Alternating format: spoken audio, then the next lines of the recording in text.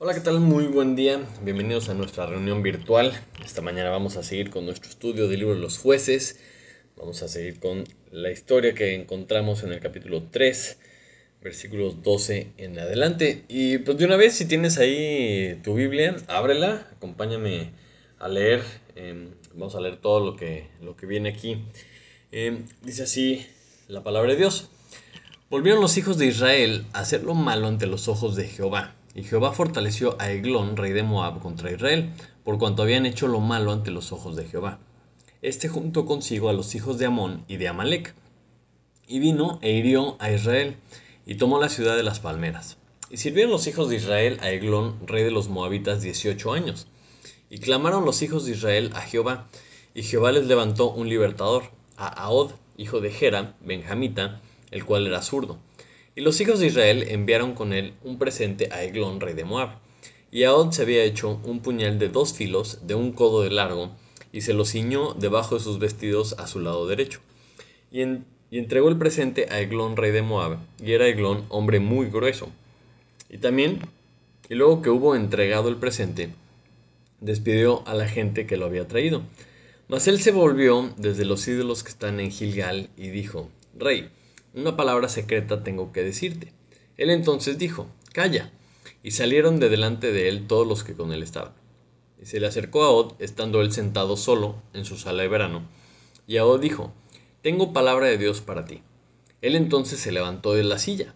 Entonces alargó Ahod su mano izquierda y tomó el puñal de su lado derecho y se lo metió por el vientre, de tal manera que la empuñadura entró también tras la hoja, y la gordura cubrió la hoja porque no sacó el puñal de su vientre, y salió el estiércol. Y salió Ahod al corredor y cerró tras sí las puertas de la sala y las aseguró con el cerrojo. Cuando él hubo salido, vinieron los siervos del rey, los cuales, viendo las puertas de la sala cerradas, dijeron: Sin duda él cubre sus pies en la sala de verano. Y habiendo esperado hasta estar confusos, porque él no abría las puertas de la sala, tomaron la llave y abrieron, y he aquí su señor, caído en tierra, muerto. Mas entre tanto que ellos se detuvieron, Ahod escapó, y pasando los ídolos se puso a salvo en Seirat. Y cuando había entrado, tocó el cuerno en el monte de Efraín, y los hijos de Israel descendieron con él del monte, y él iba delante de ellos. Entonces él les dijo: Seguidme, porque Jehová ha entregado a vuestros enemigos los moabitas en vuestras manos. Y descendieron en pos de él, y tomaron los vados del Jordán a Moab, y no dejaron pasar a ninguno. Y en aquel tiempo mataron de los moabitas como 10,000 hombres, todos valientes y todos hombres de guerra, no escapó ninguno. Así fue subyugado Moab aquel día bajo la mano de Israel, y reposó la tierra 80 años. Hasta ahí vamos a leer esta mañana. Vamos a orar. Padre Santo, te damos muchas gracias esta mañana porque nuevamente podemos estar expuestos a tu palabra, Señor, expuestos a tu verdad. Te pedimos esta mañana que podamos estar concentrados en ti, Señor, que entendamos que estamos escuchando, Señor, tu palabra, y que es el medio por el cual tú hablas con nosotros, Señor. Te pido que abramos nuestros oídos espirituales, Señor, abramos nuestra mente para, pues, para recibir el mensaje que tú tienes para nosotros esta mañana, Señor. Te pido que quites distracciones, Señor, y podamos, pues, recibir lo que nos quieres enseñar, Señor, y sobre todo te pido que seamos obedientes, que no seamos renuentes, que no seamos rebeldes, Señor, sino que escuchemos tu voz, escuchemos tu palabra, Señor, y lo pongamos en práctica, Señor, para glorificarte con todo lo que somos y todo lo que hacemos. Te lo pedimos en el nombre de Jesús. Amén. Muy bien, entonces, o sea, qué tremenda historia, ¿no? Qué tremenda forma de narrar todos estos detalles que vemos, y, y no sé, me llama mucho la atención cómo escribe Dios y cómo nos deja escrito en su palabra cosas pues tan impactantes, ¿no? Empezamos la semana pasada ya con las historias de los jueces, ¿no? Y venimos de un periodo en el que Otoniel, Dios levanta a Otoniel y los liberta a la nación de Israel. Y tuvieron 40 años de paz. Y pues muchos nacieron en esta época, muchos murieron en esta época. Y vemos al inicio de este pasaje que nuevamente comenzamos con el ciclo de rebeldía de la nación de Israel. Vuelven a hacer lo malo delante de los ojos de Dios. Vuelven a dejar a Dios, vuelven a adorar a otros dioses. Entonces, como es costumbre en lo que hemos estado haciendo, vamos a ver qué es lo que pasa en la historia y vamos a ver qué es lo que podemos aprender nosotros de la nación de Israel. Vamos a empezar con una recapitulación de los hechos, de todos los detalles y de todo lo que se nos narra aquí. Y después, viendo esto, vamos a ver de qué forma pues, lo podemos aplicar nosotros en nuestra vida, ¿no? Primero que nada, vemos que la nación de Israel vuelve a hacer lo malo, ¿no? Vuelve a hacer lo malo, como explicábamos la semana pasada. Quiere decir que dejaron a Dios, se fueron en pos de otros dioses, siguieron a los dioses de sus vecinos, ¿verdad? Y pues claramente esos 40 años de paz no fueron suficientes para que entendieran, ¿no? El mensaje de que cuando estaban obedeciendo a Dios, cuando Dios estaba dirigiendo la nación, les iba bien. Y cuando no, pues no, ¿verdad? Porque obviamente vuelve a pasar lo mismo. Y dice en nuestro pasaje esta mañana que Dios fortalece a los enemigos de Israel. Y es importante notar quiénes son estos enemigos, porque habla de Moab, y habla de Amón, y habla de Amalek. Si volvemos un poquito atrás en la historia, Moab, ¿quién era Moab? ¿Quién era Amón? Y por ahí en Génesis encontramos que cuando Abraham se va a la tierra que Dios le dice que se tenía que ir, a la tierra de Canaán, se lleva a su sobrino Lot. Y si recuerdan un poquito la historia, Lot se fue a vivir a Sodoma y a Gomorra, y es una ciudad llena de muchísima maldad, al grado que Dios envía unos ángeles, ¿verdad? Para avisarle a Lot que se tenía que salir, él, su mujer y sus 2 hijas, porque iba a destruir la ciudad. Y los ángeles, los mensajeros de Dios, sacan a Lot de su familia y destruye Dios a Sodoma y a Gomorra. Y la esposa de Lot voltea hacia atrás y se convierte en estatua de sal, ¿no? Eso es lo que nos narra la historia. Y entonces Lot se huye con sus 2 hijas a una ciudad y son los únicos sobrevivientes de esta catástrofe, ¿verdad? De esta destrucción de parte de Dios. Y se van a vivir en una cueva porque no querían ir a la ciudad esta pequeña, por miedo, no sé, ¿verdad? Porque han de haber estado muy nerviosos de cómo es posible que hayan sido los únicos sobrevivientes. El caso es que las 2 hijas de Lot pues se emborrachan a su papá y tienen unos hijos de su papá, una cosa bastante tremenda. Entonces, uno de los hijos de Lot, uno de sus hijos con su hija, una cosa horrible, es Moab y el otro es Amón. Y vemos como una cosa nefasta, una cosa que empieza mal, años y años después, estas tribus, estas naciones que salen de estos hijos siguen siendo un problema para Israel. Y el otro que es mencionado aquí, que hacen alianza, es Amalek. Y Amalek es el nieto de Esaú.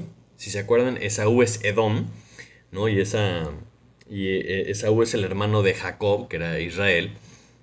Y así como le cambia el nombre Dios a Jacob y se vuelve Israel, pues Esaú es Edom. Y Edom, los edomitas, a lo largo de toda la historia, son los enemigos de Israel. Entonces vemos cómo Dios fortalece a estos enemigos, que son los parientes, ¿verdad? Y dices, bueno, qué bonita familia, puros descendientes de malas noticias, de malas relaciones, y son el resultado de la desobediencia a Dios. Nos representan todo esto que es la desobediencia a Dios. Y dice que este rey Eglón, de los moabitas, hiere a Israel. Y dice que toma Jericó, esta ciudad de las palmeras. Ya no era Jericó, ya no era la ciudad de los muros, ¿verdad? Porque Dios los había destruido. Pero toman de regreso la ciudad de las palmeras. Y sirvieron a Eglón 18 años. Y después de servir a este señor 18 años, claman a Dios y Dios les levanta un libertador. Y se nos menciona que este libertador es Ahod. Ahod significa unidad, o la frase yo daré gracias. Y nos dan un poquito de información acerca de este señor. Primero nos dice que era zurdo. Y es interesante porque esta palabra no significa lo que significa zurdo en nuestra cultura hoy en día, que es una persona que hace las cosas con su mano izquierda simplemente por preferencia, ¿no? Sino que la palabra implica un poquito como una discapacidad de su mano diestra, de su mano derecha era la mano fuerte, siempre se habla de ser diestro, ¿no? Y el zurdo tenía una connotación negativa, a lo mejor tenía algún tipo de discapacidad y por eso los guardias del rey pues no sospecharon, ¿verdad? Porque a lo mejor no tenía brazo, su mano no servía, su mano derecha, ¿no? Y por eso dice que es zurdo. Y era de Benjamín. Y, y vemos que este cuate era astuto y desarrolló un plan para atacar a este rey. Dice que le lleva un presente, ¿no? Y nos puede venir a la mente la sabiduría de Proverbios 18, versículo 16, que dice, la dádiva del hombre ensancha el camino y le lleva delante de los grandes. Entonces Ahod usa su astucia para poder estar delante del rey y delante de él a solas. Y ante los ojos de un rey soberbio, ¿verdad? De un rey pues que tenía mucho poder a lo mejor, que tenía muchas comodidades, pues este Ahod quería quedar bien con él. Entonces dice, ay, perfecto, qué buena onda, y gana su favor con un regalo, ¿no? Y nos dice que había preparado Ahod un puñal de un codo de longitud, 40-45 centímetros, y de doble filo, ¿no? Con dos filos. Y estos son detalles que empezamos a ver aquí a lo largo de la lectura. Y este rey Eglón, que el nombre significa becerro, probablemente en honor a los dioses de la zona, ¿no? Ves que siempre hacían un becerro de oro y así, entonces a lo mejor era en simbología, ¿no? De sus dioses. Y nos dice que era una persona gruesa. Siempre que pienso, siempre que leo esta historia, como que me imagino en Jabba, ¿no? El de Star Wars, Jabba the Hutt. Y una persona para que estuviera en la condición de este rey, en donde fuera algo tan notorio, y que en el vientre le cupiera un puñal de 45 centímetros, habla de que era una persona que vivía bien, ¿no? Normalmente en esa época, para poder estar de un tamaño considerable, era porque vivías muy, pero muy bien. No es como en la actualidad, ¿no? Que cualquier persona puede tener sobrepeso, sobre todo con toda la comida chatarra que hay, ¿no? Esto nos habla de que era una persona que vivía bien y que tenía abundancia y tenía poder porque pues estaba muy cómodo. Y vemos que era curioso, que era soberbio, que era confiado. Tenemos algunos detalles de su persona. Y luego, una vez que el plan le sale, dice el pasaje que mata a Eglón. Porque logra estar a solas con él, ¿no? Y cuando está a solas le dice algo bien interesante, porque dice que tiene palabra de Jehová para él. Y él se levanta, ¿no? Se pone de pie. Y es un detalle interesante porque normalmente eran malas noticias para los que estaban haciendo algo malo. No, generalmente los profetas o las personas que hablaban de parte de Dios era, híjole, seguro me traen malas noticias, ¿no? Y cuando se pone de pie, Ahod agarra su puñal, su espada de dos filos y se la entierra, ¿no? Y nos viene aquí con algunos detalles asquerosos, ¿no? Que es muy gráfico, porque dice que entró, ¿no? Entró la espada hasta la empuñadura y ya no lo pudo sacar de lo gordo que estaba este señor. Y luego dice que con esta acción, al hacerlo en la panza, ¿verdad? Pues dice que salió todo el estiércol, ¿no? Es una cosa muy gráfica, es una cosa muy desagradable, pero pues es exactamente lo que pasó, ¿no? Entonces nos podemos, pues imaginar algo muy gráfico. Y astutamente sale, cierra la puerta con llave y se escapa, ¿no? Y los que estaban ahí encargados del rey, pues dijeron, bueno, seguramente está en el baño, ¿verdad? Por eso cerró la puerta y pues esperan un rato. Y ya que escapa Od, toca el cuerno, haciendo un llamado a la guerra, con el mensaje de Jehová. Dice que Jehová ha entregado a vuestros enemigos los moabitas en vuestras manos. Entonces la nación de Israel lo sigue. Dice que matan a más de 10,000 hombres, ¿verdad? Y que no escapó ninguno. Y subyugaron así a Moab. Y reposó la tierra 80 años. Entonces, esto es lo que pasa, ¿verdad? Esta es una historia. En términos históricos dices, pues qué interesante narración, qué padre lo que está pasando. Y, ok, ¿qué aprendemos, verdad? ¿Qué podemos desmenuzar de toda esta información? Y es difícil separar todos los temas que vemos aquí, todas las ilustraciones que nos presenta este pasaje, porque pues podríamos sacar, o sea, fácilmente una predicación de cada uno de estos puntos, pero es importante verlos todos en conjunto, porque están todos en un mismo pasaje, están todos en una misma pequeña historia sobre un juez. Entonces, Vamos a ver estas lecciones. Si tienes en dónde anotar, velas anotando para que tú puedas profundizar y puedas entrar un poquito más a detalle, ¿no? Pero vamos a empezar con el aspecto de la nación de Israel. Vuelven a hacer lo malo, ¿no? Vuelven a hacer lo malo y como hemos estado viendo, la nación es un cuadro del creyente, ¿no? Entonces, esto es lo que pasa muchas veces en nuestra vida, ¿no? Volvemos a hacer lo malo, es aquello que nos separa de Dios. Puede ser que tengamos otros dioses, ¿verdad? Empezamos a seguir algún otro dios, que el dinero, que la comodidad, lo que vimos la semana pasada. O puede ser que caigamos en pecado. Y podríamos decir, bueno, esto es normal y es una cosa de esperarse, porque, o sea, hablando de la nación de Israel, porque todavía no entendían como nación que Dios debería reinarlos. No tenían esa unidad como nación en donde la identidad de toda la nación fuera Dios todavía. Y es un poco lo mismo que pasa en los creyentes nuevos, ¿no? Cuando hablamos de un recién nacido espiritualmente hablando, en esos primeros años, como que a veces nos cuesta entender que Dios debe ser nuestro rey, que Dios es el que manda, ¿no? Tenemos esa rebeldía, como la rebeldía de un niño, en donde no entiendes por qué todo, o sea, no estás de acuerdo, estás buscando en dónde están los límites, estás probando incluso, ¿no? A tus papás, decir, ¿qué pasa si no obedezco?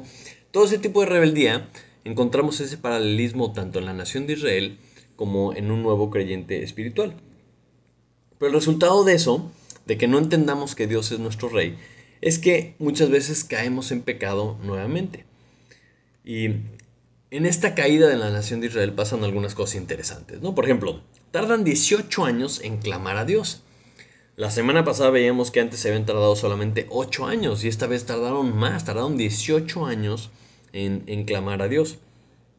Y pues bueno, pareciera que la gente que vivió a gusto, que la gente que vivió en los 40 años de paz con el juez Otoniel, pues no tomaron apuntes, ¿verdad? No notaron el hecho que estaban viviendo en paz porque estaban obedeciendo a Dios. Y después de esos 40 años, más otros 18 de estar pasándola mal, más el tiempo que haya sido lo que Dios determinara para que les cayera el juicio por haber hecho lo malo, ¿verdad? En ese tiempo, pues, o sea, no aprovecharon las lecciones, no aprendieron del pasado. Y otra de las cosas que podemos ver es que como nación, pues no podía guiarlos, no podía hacer todo bien una sola persona, porque eran una nación. Entonces el chiste es que todos buscaran a Dios, que todos fueran un ejemplo, que todos siguieran la ley, ¿verdad? Eso era la orden, esa era la idea de que tuvieran la ley. Y lo mismo pasa con nosotros en la actualidad. Como iglesia, en la familia, pues no lo puede hacer todo una sola persona. El chiste es que lo hagamos en equipo, todos en conjunto siguiendo la voluntad de Dios. Y esto lo menciono porque seguramente de estas personas que vivieron la paz, que gozaron con Otoniel, pues no se murieron todos, o sea, no se pueden haber muerto todos los que habían entendido lo que pasó. No se murieron todos los que habían experimentado el cambio, ¿no? De estando bajo el poder de Dios estaban bien y cuando estaban de rebeldes estaban mal.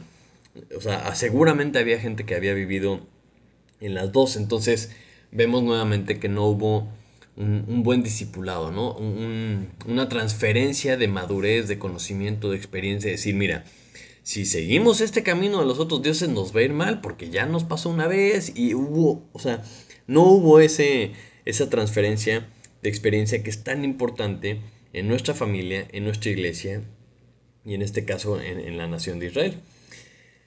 Otra de las cosas que vemos es que perdieron una ciudad que ya había conquistado con Josué, ¿no? Es una de esas batallas épicas en donde Dios les dice, a ver, tienen que dar 7 vueltas en los primeros 6 días y 7 vueltas el último día y tienen que gritar y tocar las trompetas y pum, que se caen los muros y conquistan Jericó, ¿no?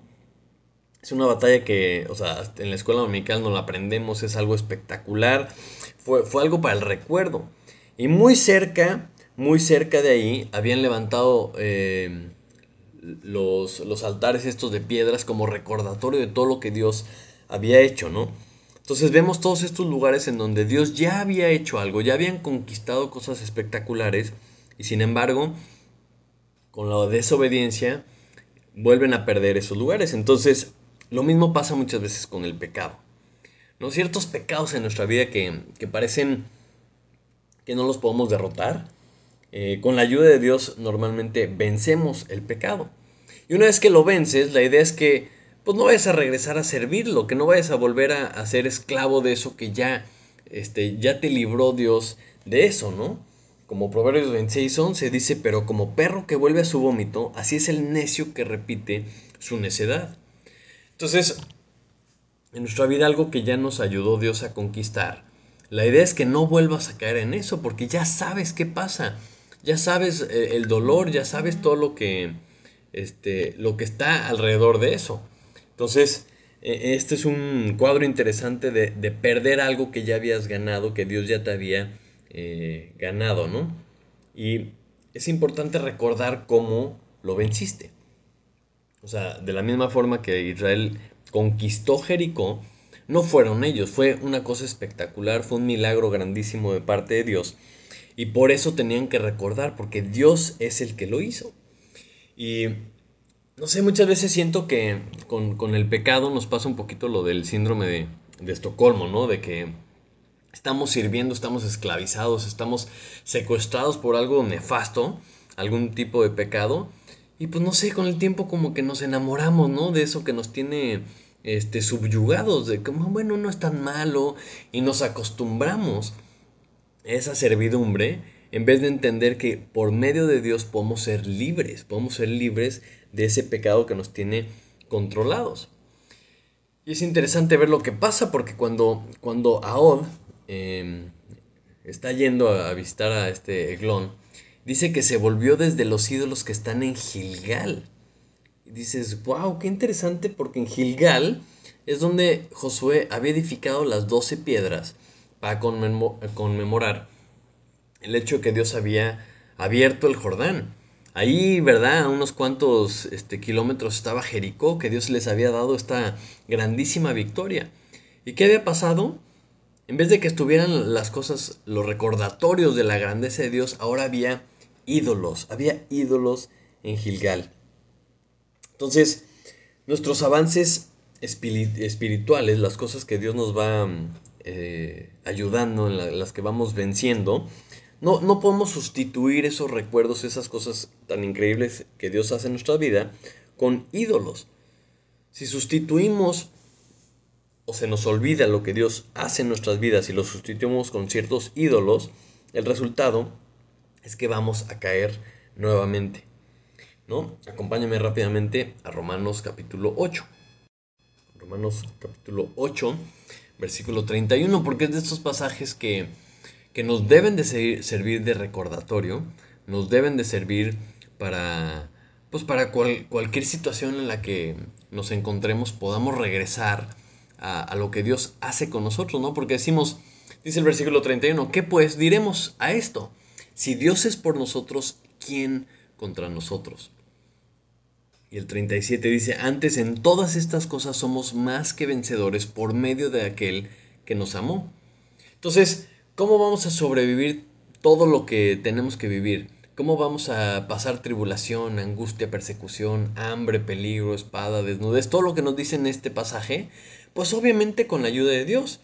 Y no podemos olvidar esto, si Dios está con nosotros, puedes vencer lo que sea malo porque Él está contigo. Y Él es la fuente de nuestra fuerza, Él es la fuente de nuestra victoria. Entonces, en el momento lo que lo quitamos a Él, de ese lugar en nuestro corazón, en nuestra mente, de recordarnos cómo le hacemos para vencer, en ese momento es cuando perdemos, porque caemos en manos de los ídolos. Y se nos olvida quién es Dios y quién es Dios en nuestra vida diaria. Entonces, ¿qué pasa con la nación de Israel? En el momento que empiezan a sustituir otra vez a su Dios, caen otra vez en esclavitud, ¿verdad? Con este pueblo. ¿Y qué es lo que pasa? Después de 18 años, claman a Dios. Ok, claman a Dios, ¿verdad? Eso lo debieron haber pensado desde el minuto número 1. Pero bueno, se tardan 18 años y Dios les contesta. En su misericordia les levanta un libertador. Y cuando la nación sigue a este libertador, ¿no? Y sale a la batalla, ¿no? Siguiendo el mensaje que Dios les había dicho que los había entregado en sus manos, entonces vencen a sus enemigos. Y esta es una de esas aplicaciones que vamos a repetir hasta el cansancio, ¿verdad? Hasta que se nos grabe. Cuando seguimos al juez que Dios levantó, en nuestro caso ese juez es Jesucristo, cuando seguimos a Jesucristo, a la batalla a la que Él nos ha llamado, vamos a salir victoriosos. Es la única forma de ser victoriosos, de vivir de victoria en esta vida y en la que sigue, seguir a Jesucristo. Y eso lo vamos a ver con absolutamente todos los jueces. Nosotros en nuestra propia vida, cuando seguimos a otro juez, cuando nos seguimos a nosotros mismos, cuando seguimos a otros dioses, trabajamos y servimos a otros dioses con minúscula, entonces ¿qué va a pasar? Vamos a perder. Vamos a perder el tiempo, vamos a sufrir, vamos a batallar, vamos a estar perdiendo el tiempo. Pero en cambio, cuando seguimos al juez que Dios levantó, al juez que es Jesucristo, entonces ¿cuál es el resultado? Nuevamente, paz para con Dios. En este caso ellos tuvieron 80 años de paz, ¿no? Y cuando no estás en paz con Dios, pues obviamente estás sufriendo las consecuencias de tu pecado, estás teniendo los problemas que vienen por estar siguiendo otros dioses, no tienes paz con Dios. La única forma de estar en paz con Dios es estar bien con Jesucristo, con el juez, y siguiendo y obedeciendo lo que Él nos dice. Entonces estas son algunas de las lecciones que podemos aprender con la nación de Israel en este pasaje. Pero además, podemos aprender también del juez, ¿no? Porque se mencionan algunas cosas interesantes. Nos platican un poquito más de este Ahod que de Otoniel, ¿no? Si ponemos tantita atención. Y nos mencionan algunas de sus características. Por ejemplo, pues de dónde era, ¿no? Era de la tribu de Benjamín. Y nos dice que era zurdo. Y como les decía, esta descripción tiene un poquito una connotación negativa. Es una tribu chiquita. No podía agarrar la espada, ¿verdad? Con su brazo derecho. Y eso pues a veces como que nos desanima, ¿no? Como que pensamos que deberíamos ser unos grandes héroes o que tenemos que estar súper preparados y tener años y años en la fe, ¿verdad? Para que Dios haga algo o para que hagamos grandes cosas para Él. Pero Dios usa a cualquier persona que está dispuesta a ser utilizada, a estar dispuesta a obedecer a Dios. Porque Él es el que hace la obra, nosotros no hacemos nada, ¿no? Y trabaja con lo que tiene, con lo que somos, porque la realidad es que Dios no necesita ayuda y Él decide trabajar por medio de nosotros, pero no porque nosotros seamos súper capacitados o porque seamos lo máximo, sino porque Él es lo máximo. Entonces, así como Ao tenía ciertas características, pues tú y yo tenemos ciertas características. En dónde nos ha puesto Dios, qué trasfondo tenemos, qué educación, qué profesión, qué trabajo, en dónde vivimos, qué nos gusta. Todo lo que tenemos es una serie de características que Dios va a usar. Entonces, todo lo que tenemos es exactamente lo que necesitamos para que Dios haga algo. El chiste es que nosotros lo queramos entregar, lo queramos usar para Él. Y a mí me encanta la Biblia porque nos ubica un poco, nos ubica en cuanto a qué tanto te crees, qué tanto nos creemos que somos o qué necesitamos ser para que Dios haga algo, ¿no? Y en 1 Corintios capítulo 1 versículo 26 está interesante porque nos habla un poco de qué somos en realidad. Dice, pues mirad, hermanos, vuestra vocación, que no sois muchos sabios según la carne, ni muchos poderosos, ni muchos nobles, sino que lo necio del mundo escogió Dios para avergonzar a los sabios. Y lo débil del mundo escogió Dios para avergonzar a lo fuerte. Y lo vil del mundo y lo menospreciado escogió Dios, y lo que no es para deshacer lo que es, a fin de que nadie se jacte en su presencia. Mas por él estáis vosotros en Cristo, el cual nos ha sido hecho por Dios sabiduría, justificación, santificación y redención, para que, como está escrito, el que se gloría, gloríese en el Señor. En pocas palabras, no necesitamos ser lo máximo porque de todas maneras, o sea, dice la Biblia que Dios escogió, o sea, lo vil, lo necio, lo débil del mundo, precisamente para dejar en ridículo a lo que desde el punto de vista del mundo es lo máximo, para que nadie se jacte. O sea, porque no somos nosotros los que hacemos las cosas, es Dios. Y si Él se nos escogió a cada uno de nosotros, es para que entendamos que no es por nosotros. ¿Quieres ubicarte un poquito? Eres de lo vil, de lo necio, de lo débil, de lo que no es. Amén. ¿Por qué? Porque ¿de qué nos podemos jactar? Solamente de Jesucristo. Porque Él, o sea, Él es el que hace todo. Y a Él es toda la gloria, todo el honor de todo lo que hacemos y de todo lo que sucede en nuestra vida. Porque no es lo que yo pueda hacer, ¿verdad? Porque honestamente yo creo que yo no puedo hacer mucho. No puedo hacer, o sea, nada si no es por la gracia y la misericordia de Dios. Pero nos debemos de gloriar en lo que Él puede hacer por medio de nosotros. Y hay que estar dispuestos a entender que lo que Él nos haya dado, amén, eso es lo que Él necesita, eso es lo que Él quiere, es lo que quiere usar para que donde sea que estemos, lo usemos para la gloria de Dios. Porque todo esto se trata de Él. Entonces, a lo mejor deberíamos dejar de, entre comillas, ir a la iglesia para ver qué recibimos y empecemos a ser parte de la iglesia.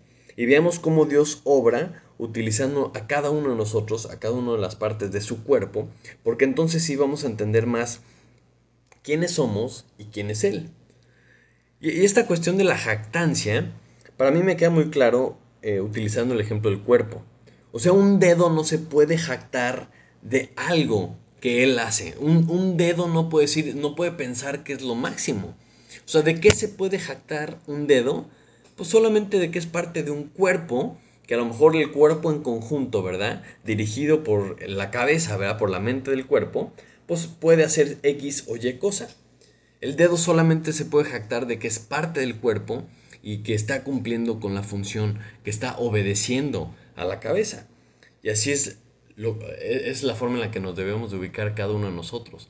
¿Cuál es mi función dentro del cuerpo? ¿Soy parte del cuerpo o no? ¿Estoy cumpliendo mi función o no?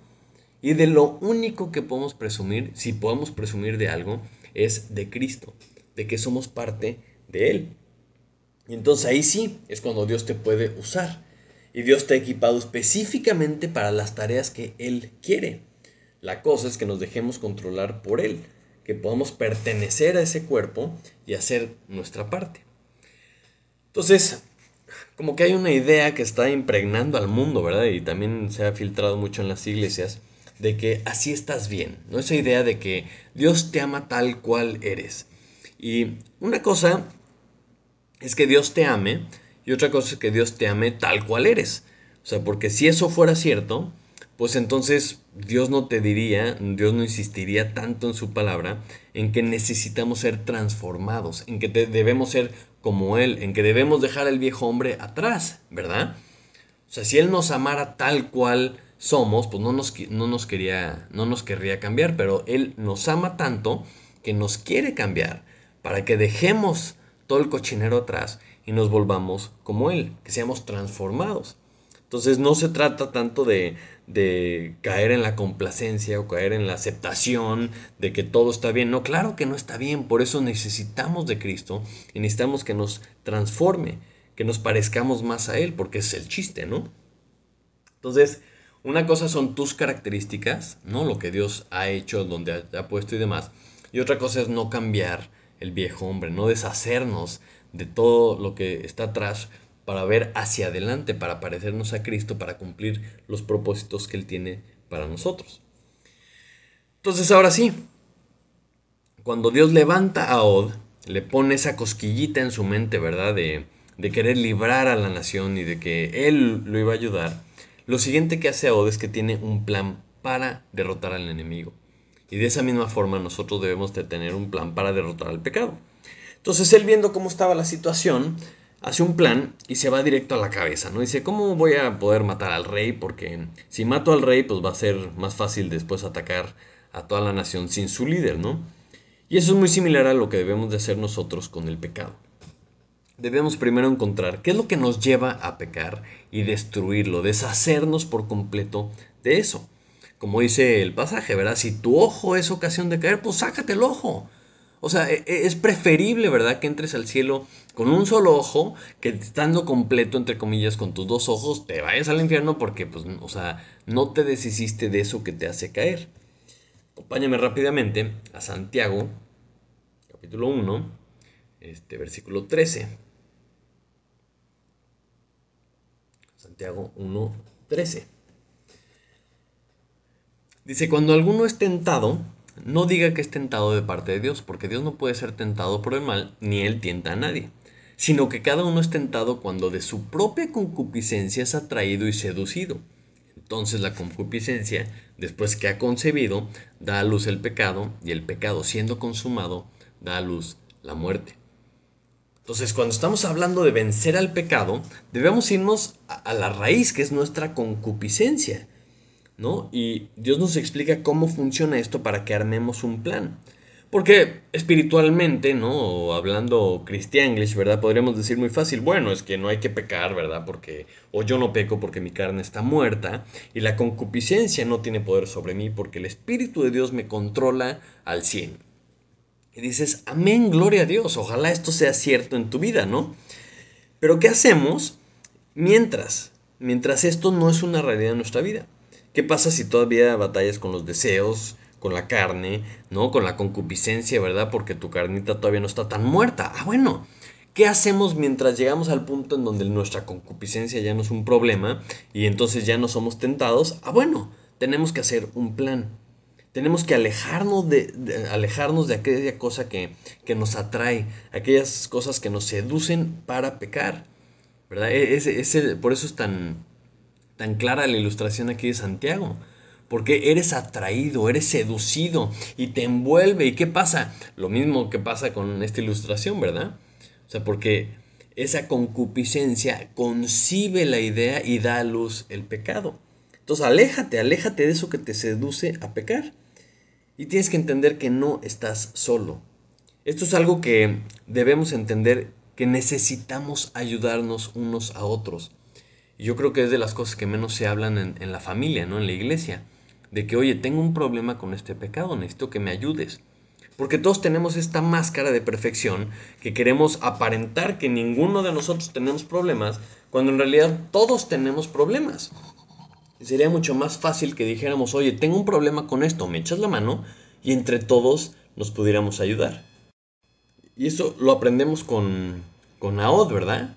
O sea, él tiene un plan, ¿no? O sea, mata al líder, mata al enemigo y después toca la trompeta para que entre todos se levanten a luchar contra el enemigo, ¿verdad? Y en nuestra vida ese enemigo puede ser el pecado.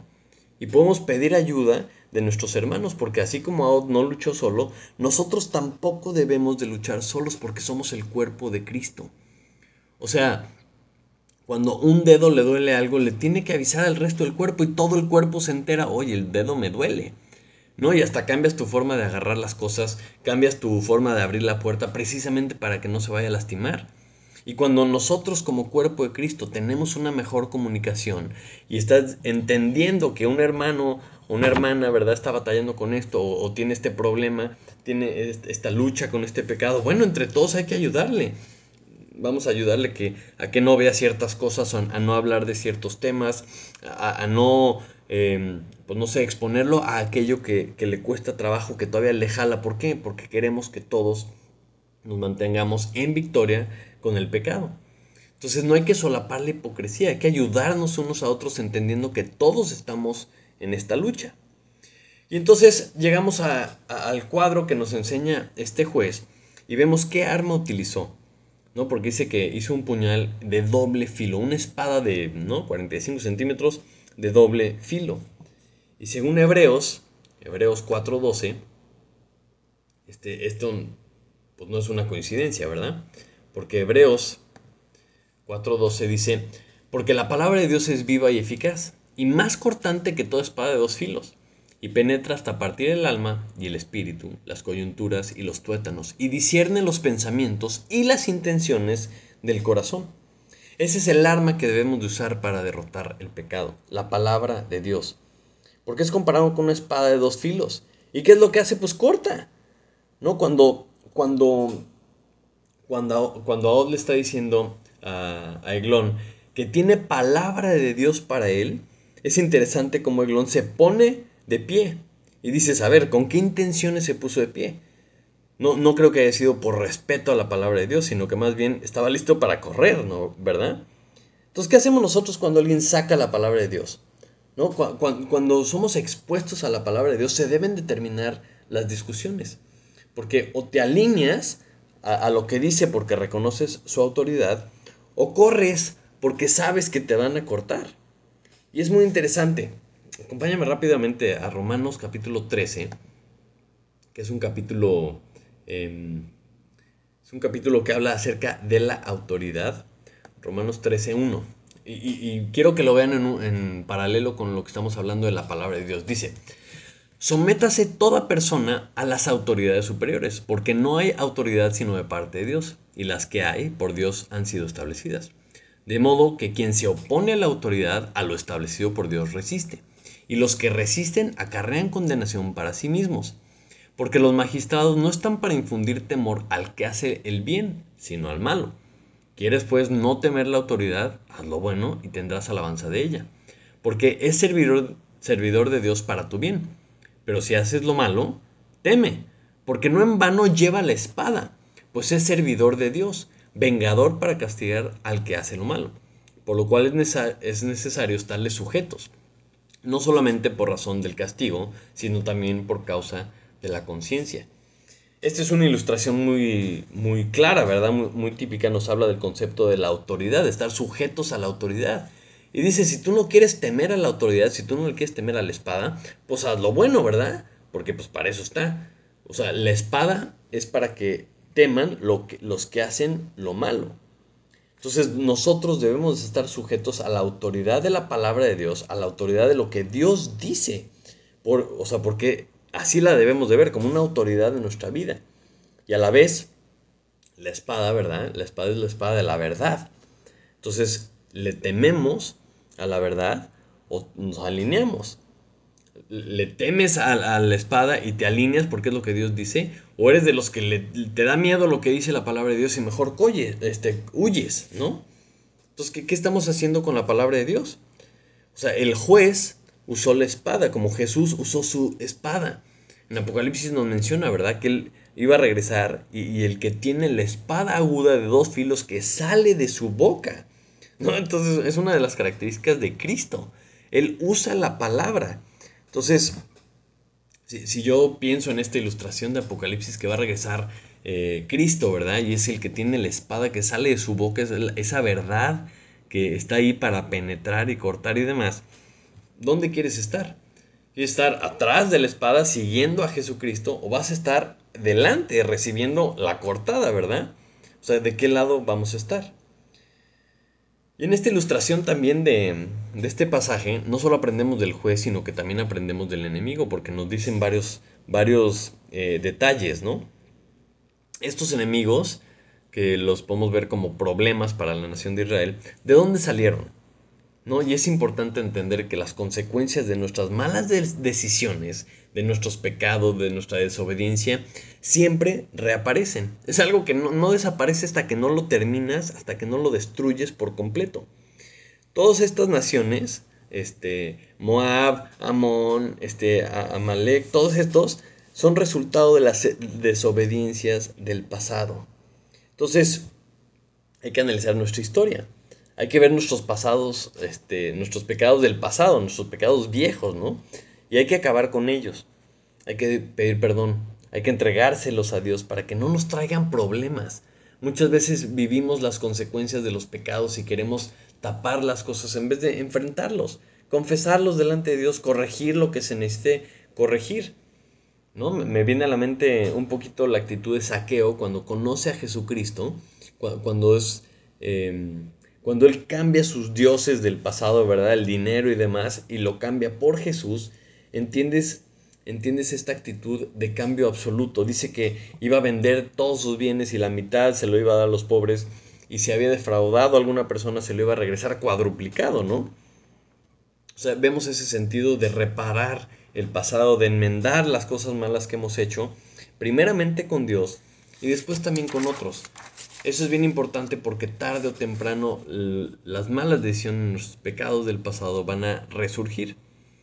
Pero también vemos que este Eglón era una persona gruesa, quiere decir que era pues, bastante gordo, estaba muy bien alimentado, ¿no?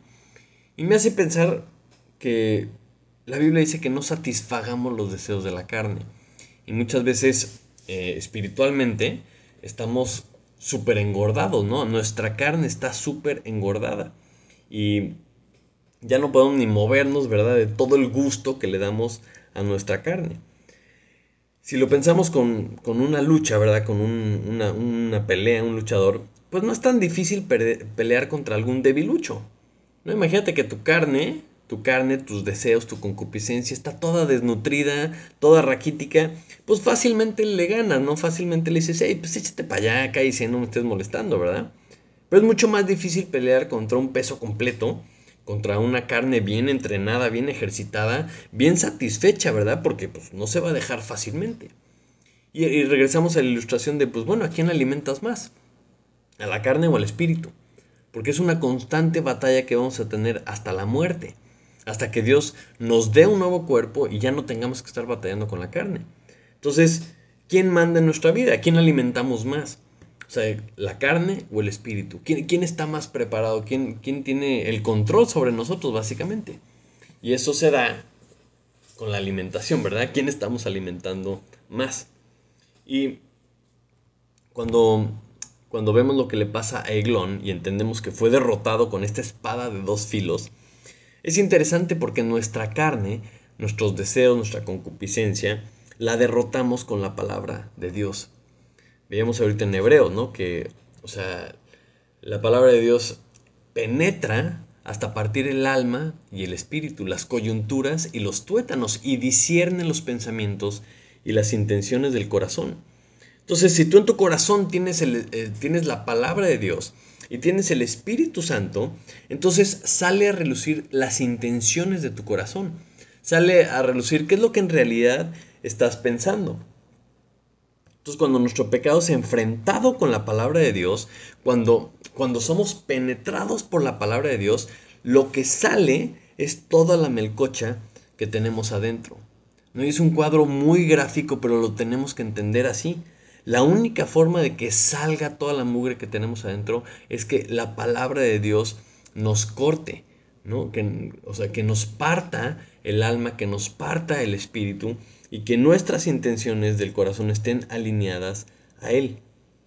Por eso debemos exponernos a la palabra de Dios a diario, para que cuando salga algo que está mal, en ese momento lo cambiemos, en ese momento ajustemos, que tengamos rápido esas cuentas cortas, no que acumulemos una cantidad de pecado, ¿no? Que 45 centímetros de espada en la panza, ¿verdad? Y que el resultado sea catastrófico para nuestra vida.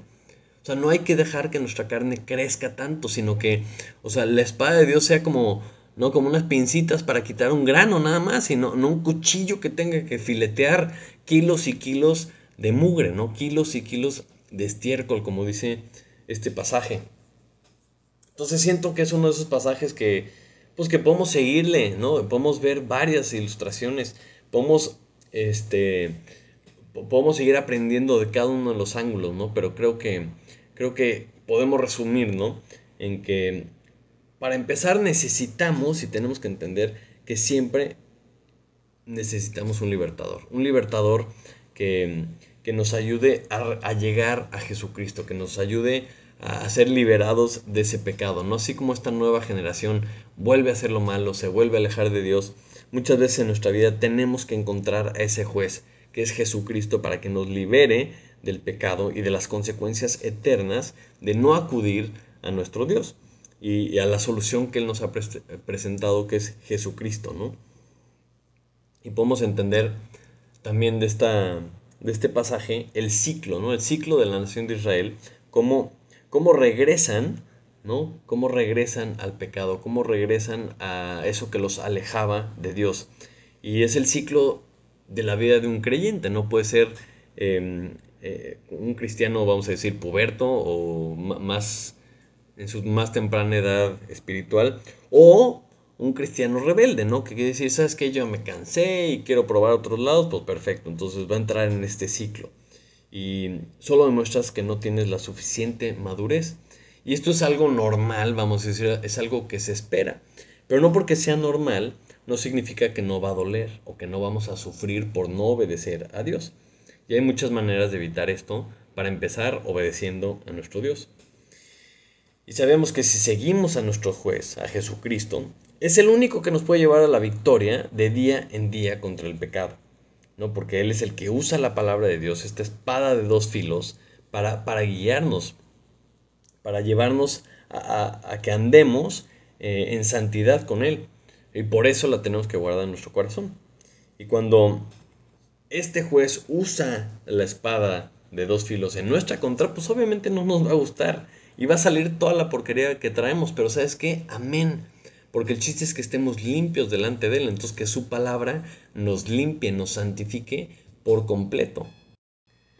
Es interesante cómo, o sea, Dios nos invita, nos anima a que usemos la espada de la verdad como parte de la armadura de Dios.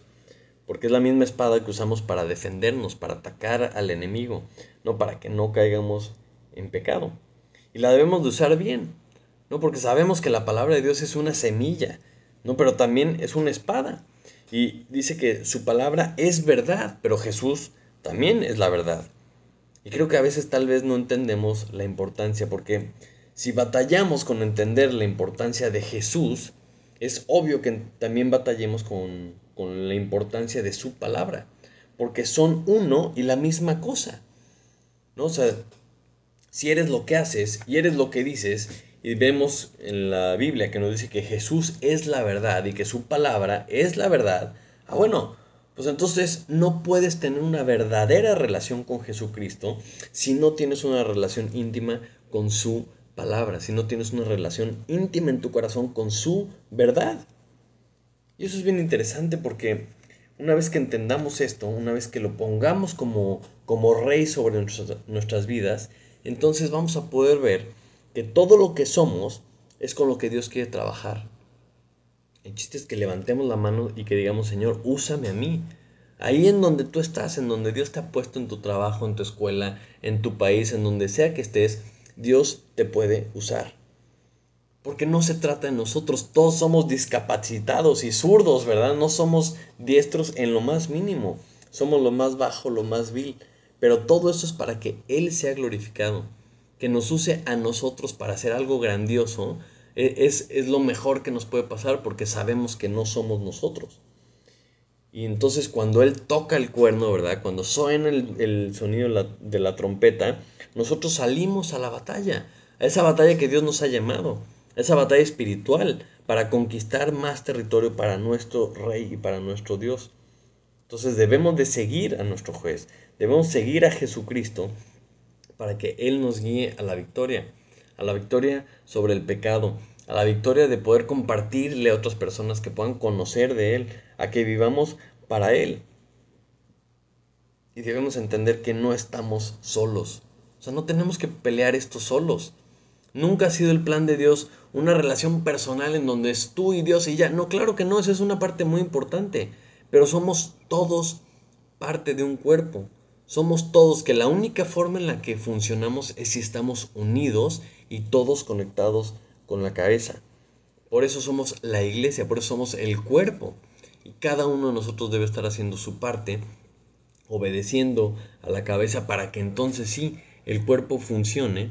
Y cuando veamos ese cuerpo funcionar, veamos las grandes maravillas que Cristo puede hacer en nuestras vidas, en nuestros alrededores y en el propósito que Él quiere que tengamos como iglesia. Y eso es lo que podemos aprender, ¿no? Una untadita de lo que podemos aprender con este pasaje que se me hace espectacular, porque si lo aplicamos, si lo creemos, si seguimos el ejemplo y lo vivimos verdaderamente en nuestras vidas, vamos a poder, creo que vamos a poder sorprendernos de las cosas que Dios hace. Y el resultado va a ser no solo esta paz, como hemos estado viendo en todo el libro de Jueces, que esta paz, estar bien con nuestro Dios, nos acerca a cumplir el propósito que tenemos para Él. Acompáñame a orar. Padre Santo, te damos muchas gracias, Señor, por estas historias que tú nos dejas en la Biblia, Señor, que son verdaderamente luz para nuestra vida, Señor. Te pido que aprendamos del ejemplo de la nación de Israel, de las cosas buenas, Señor, de cuando hacen lo bueno, de cómo tú utilizas a quien esté dispuesto, Señor, pero que se trata de ti, se trata de tus planes, Se trata de ver cómo tú trabajas, cómo tú haces maravillas, Señor. Te pedimos que esto sea una realidad en nuestra vida, que no sea un domingo más, que no sea una lección más, una predicación más, Señor, sino que en realidad hables a nuestros corazones, Señor, y podamos entregarte lo que somos, que puedas ser tú el que gobierna nuestras vidas, Señor, que podamos obedecerte, hacerte caso y ver lo que tú haces y lo que tú tienes para cada uno de nosotros, Señor. Te pido que esto sea una realidad en nuestra vida. Te doy gracias por la iglesia en la que nos has puesto, Señor. Te doy gracias por la vida de cada uno de los hombres y de las mujeres y de los jóvenes y de los niños que forman parte de nuestra iglesia, Señor. Te pido que tú cumplas el propósito que tienes para cada uno de nosotros, Señor. Te pido que te hagamos caso, que nos animes, que nos motives, Señor, que podamos ver el increíble valor que tiene servirte a ti, Señor, la increíble oportunidad que tenemos de conocerte, Señor, y dejarnos guiar por ti. Te agradecemos por todo esto, Señor, y te lo pedimos en el precioso nombre de tu Hijo Jesús. Amén. Amén. Pues muchísimas gracias. Espero que tengas una excelente semana.